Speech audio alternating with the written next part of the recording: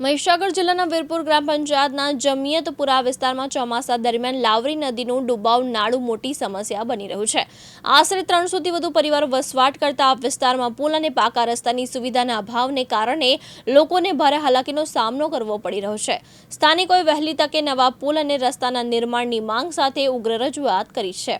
વીરપુરના નાથા કાકાની મિલ અને સરકારી દવાખાનાની સામે આવેલા જમિયતપુરા વિસ્તારમાં રોજિંદી જરૂરિયાત માટે લોકોને નદી ઓળંગવી પડે છે। ચોમાસા દરમિયાન નદીમાં પાણી વધતા અવરજવર જોખમી બની જાય છે, જેના કારણે વિદ્યાર્થીઓ, મહિલાઓ, વૃદ્ધો અને દર્દીઓને ભારે મુશ્કેલીનો સામનો કરવો પડે છે।